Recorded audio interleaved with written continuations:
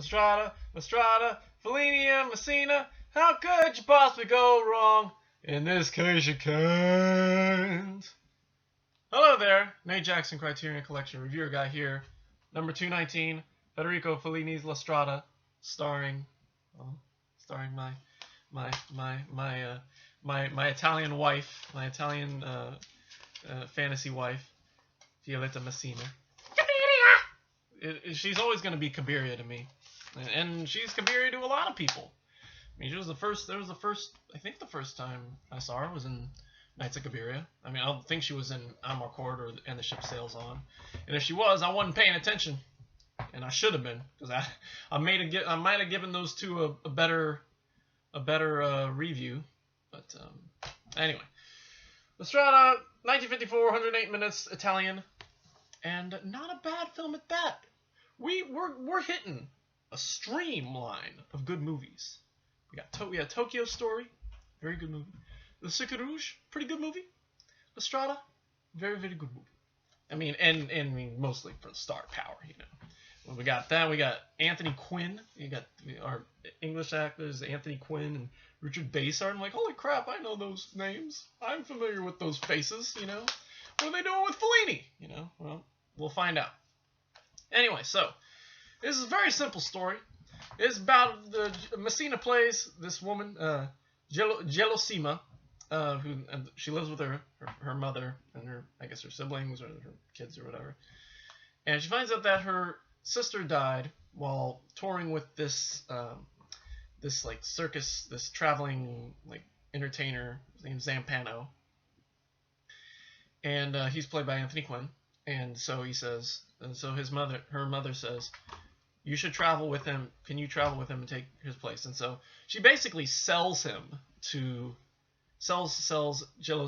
to Zampano for like, I think 10,000 lira, which back then I don't know how much that would be in American dollars, but I think I'll figure it out and I'll put it in the comments. So yeah, just read.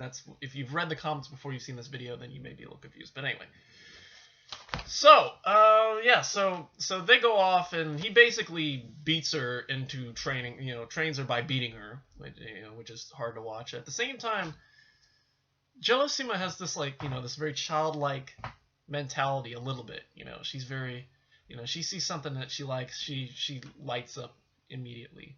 And that's one of the things that Masina does very well is, just lights up and makes you laugh and smile and melts your heart and all that kind of thing, And you really sympathize with her when, Zampano, it gets rough with her. You're like, hey, stop that. Hey, quit that now, So anyway, they travel and they go off and they do different, they entertain people, while traveling, and they run into this they eventually run into this this traveling circus. And they join up with them, and while they're there, they run into this guy who's played Richard Basehart. He's the Fool. I don't think he has a real name. They'll just call him the Fool. And he's, I guess, a rival. He's rival of Zampano. He's basically just this joker guy who just runs around and just tells jokes and just like messes with Zampano and gives him a hard time. And he eventually falls for Gelsomina. And she, they kind of have a thing, but Zampano's like, I own her, shoot, you best come with me, if you won't get the smack, we'll have to lay the smack down on you, And for some reason, Gelsomina just stays with him. She doesn't get out, There is a point though when she eventually, starts to side with him, and she, with the Fool, and he teaches her how to play trombone, and she plays it, she plays this song, and so Zampano finds out. He, goes after, and he and the Fool get into it, and they eventually get arrested for he possesses a knife, and he's gonna cut him. So they both get arrested. The Fool gets released first, and says, hey, Gelsomina, why don't you stay with us, Why don't you work with us? So she does for a while, but then when Zampano gets released, she goes back to him, and he's like, well, you could have stayed with him. I wasn't gonna stop you. I couldn't get out, but I guess we're in this a long haul. So hey, So they keep traveling, and they eventually get together in a nunnery. Um, I think I'm forgetting the order, but I think they live with these nuns, and they help and they work with them, and they keep traveling, and then they eventually run into the fool again, and he Zampano's like, they're like secluded. He's getting sick of him, so he beats him up, and he eventually, I think he like cracks his head on the corner of his car, and the only thing he's concerned about is first is that his watch gets broken. But as this fool starts to walk, he eventually collapses and dies. And Zampano freaks out, and so he throws his body. I think he throws the body over. He hides the body, and then he throws his car over the cliff and sets it on fire. And so they travel along together, and I think, and eventually,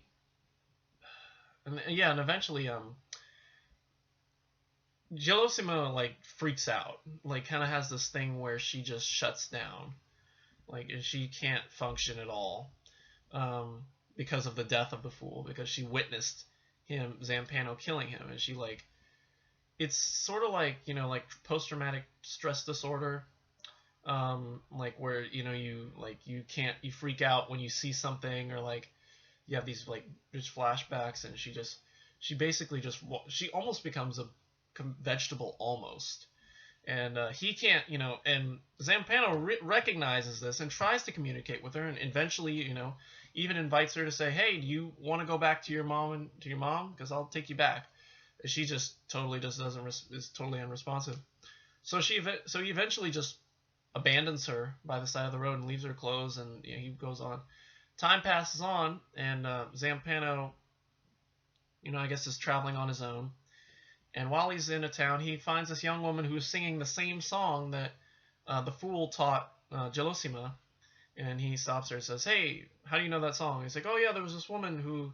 She says, oh yeah, there was this woman who was traveling by. She lived with us for a while, and she moved on. And he said, oh, well, do you know where she is? Yeah, she eventually left and wandered off and like froze to death and like drowned in the ocean. And he takes this really hard, and he finally like realizes that he made a huge mistake.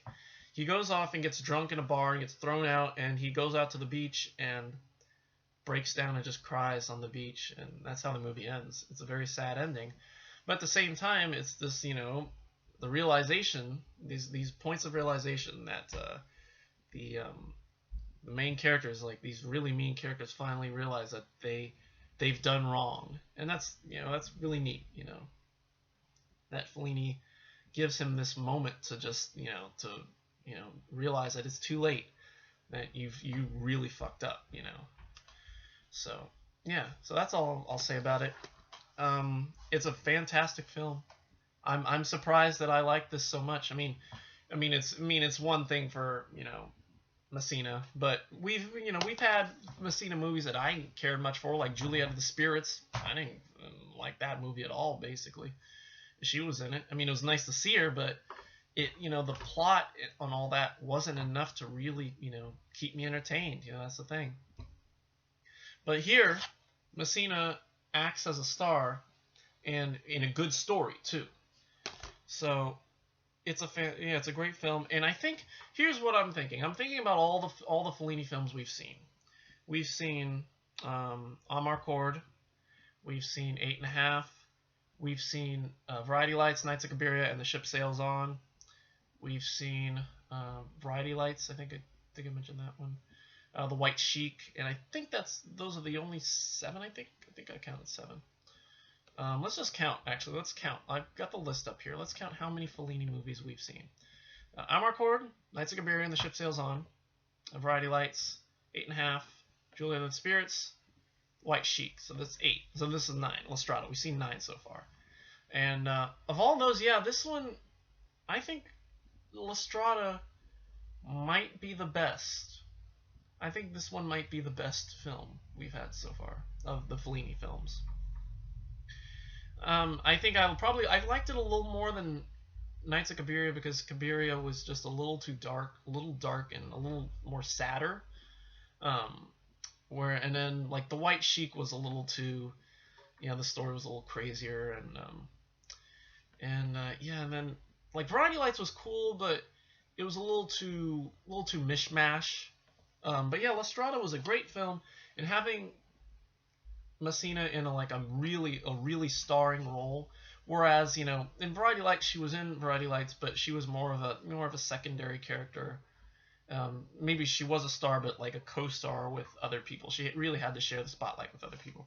Here, she shared the spotlight, but she really, but you knew that she was the star, So anyway, so because of that, I enjoyed this. It was, it was a little sad at the end, but at the same time, it was a good kind of sad. It was a realization that, because he broke down and realized that he messed up, it's a sadness that you can get behind. You can be like, well, there you are. It's a lesson. It's a lesson kind of movie. So La Strada, I'm giving this an A. I can't believe I'm saying that. I'm giving this an A. I don't think I've given any Fellini movie an A before, but this one I might buy. How about that? I might actually own a Fellini movie. Wait, La Strada isn't in print. Yes, La Strada still is in print. Okay, I was just like, whew. Okay, so I might think I'll add this to the list. So anyway, just to say I have a Fellini movie, and just because I need to see my girl Masina. You have no idea how much how adorable I think she is, So anyway, there you are. La Strada A.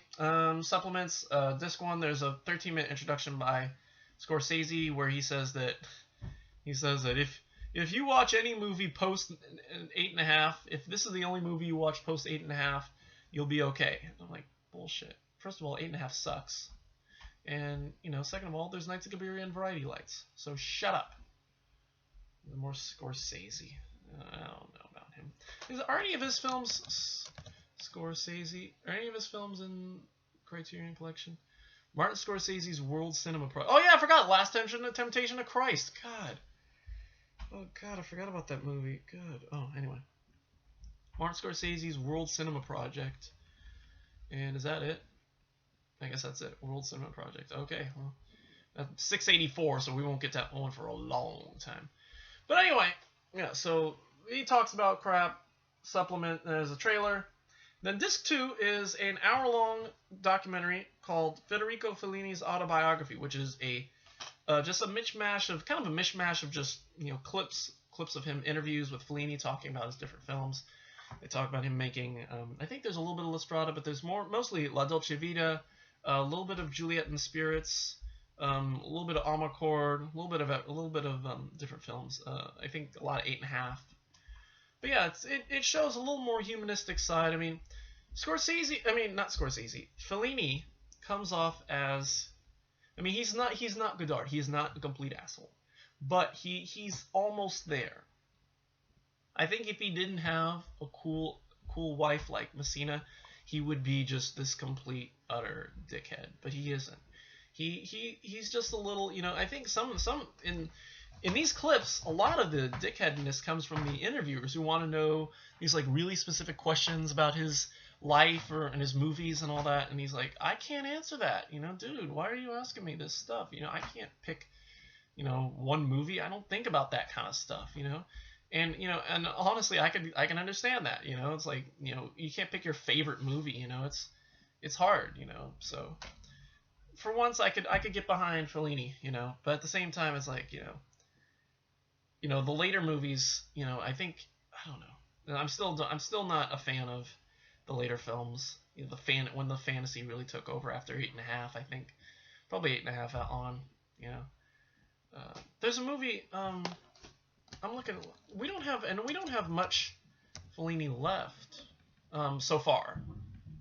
We do have one coming up soon. I Vitellini, which is coming out number 246. So we'll get to that one probably December. I don't know. La Dolce Vita, of course, but that's not till much later. That'll be. Thankfully, we won't see that one for a long ass time. Fellini Satyricon, and that's it. I think. I don't think there are any other Fellini movies. We don't have any other Fellini movies. And there's one he did, I was looking up, called Ginger and Fred, which has Masina in it, and I kind of want to see that. And the star of 8.5. I forget his name, Marcelo something or other. And so I kind of want to see that because it seems really interesting. And Masina, when she is older, I kind of wanted to see her, acting and all that, and see what she does. So I'm hoping Criterion get around to him some more of his movies, the later movies. And yeah, so that's all we'll say for today. La Strada, good movie, and maybe on the list. We'll see. So anyways, that's it for this week. Next week, Naked Lunch on Monday, Ikiru on Wednesday, Diary of a Country Priest on Thursday, and then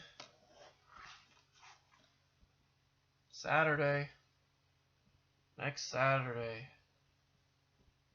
My Teresa. I bought this last night, and I thought, Jesus Christ, this is happening. This is really happening. So I'm fearing the worst. Next week's gonna be a bad week. So anyway, but for now, Naked Lunch. I don't know about Naked Lunch. Ikiru, excited to see another Kurosawa movie. Our first Kurosawa movie of the film and of the season.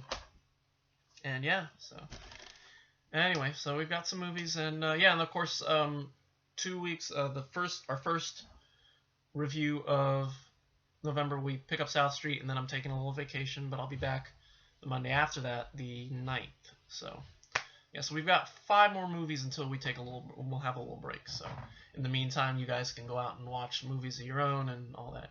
You don't have to worry about me. So anyway, that's it for me. Thanks for watching. Don't beat women you buy for 10,000 lira, which I still need to figure out how much that is. Yeah, I can't think of any other stuff. I'm sure there's others.